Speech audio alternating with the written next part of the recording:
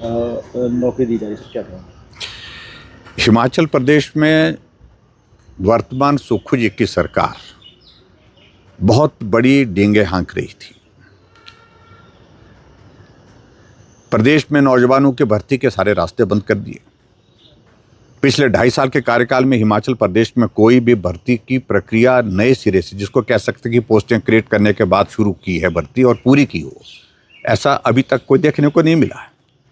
एकमात्र भर्ती पुलिस की शुरू हुई थी और उस पुलिस की भर्ती में आज हमको जो जानकारी मिली है वो बहुत हैरान करने वाली है कि लड़कों को पास करने के लिए कुछ लोग पैसे ले करके धंधा चलाए हुए हैं और इसमें इनकार नहीं किया जा सकता है कि ये लोग सिर्फ पैसा दे करके पेपर पास करने की बात कह रहे हैं या पेपर लीक हो गया है, उसके बाद उस पेपर को लोगों तक पहुंचाने के लिए प्रयत्न कर रहे हैं, प्रयास कर रहे हैं ताकि इनका धंधा चलता रहे और सरकार के पारदर्शिता की सारी पोल खुल गई है।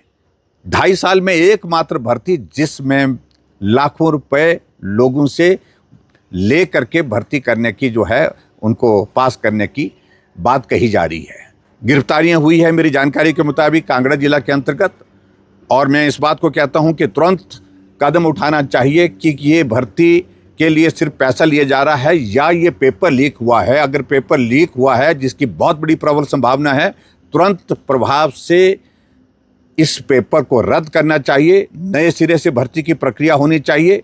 और उसके साथ मैं ये भी कहना चाह रहा हूं कि हिमाचल प्रदेश में कांग्रेस के कार्यकाल में जो भ्रष्टाचार को संरक्षण दिया जा रहा है, ये आज से पहले कभी हिमाचल प्रदेश ने देखा नहीं है।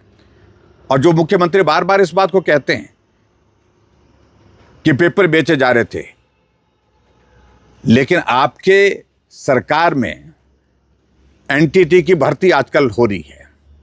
आपने जो एजेंसी जो आउटसोर्स की रजिस्टर की है, या तो विधायकों के नाम पर हैं या कांग्रेस के पदाधिकारियों के नाम पर हैं।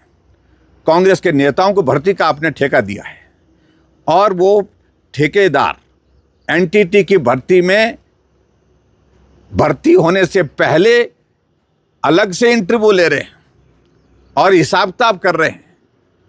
और मैंने पहले भी इस बात को लेकर के बड़ा स्पष्ट कहा था कि जब नर्सिंग की भर्ती हुई थी 1.5 लाख 2 लाख रुपए मांगे गए थे उस वक्त। क्या मुख्यमंत्री को जानकारी है इस बात की? क्या कार्रवाई की आपने उस बारे में?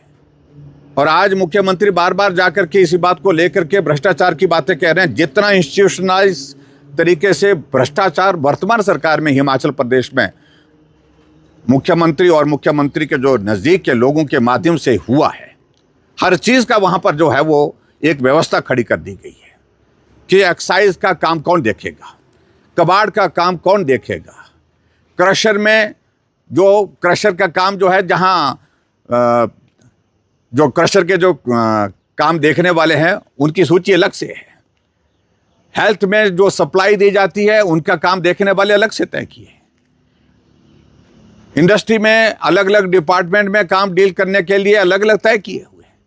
ये आज से पहले हिमाचल प्रदेश में कभी नहीं देखा गया था कि हर काम के लिए आपने भ्रष्टाचार को बढ़ावा देने के लिए, अपने लोगों के लिए फायदा देने के लिए जो आपने जो एक सिस्टम खड़ा किया है, ये हिमाचल प्रदेश ने जब से हिमाचल प्रदेश बना है कभी नहीं देखा था। वर्तमान सरकार में हम इस चीज को देख रहे हैं। हर चीज का वहां पर ठिकाना है, तय किए हुए आदमी हैं और उनके जिम्मे काम लगाए गए हैं।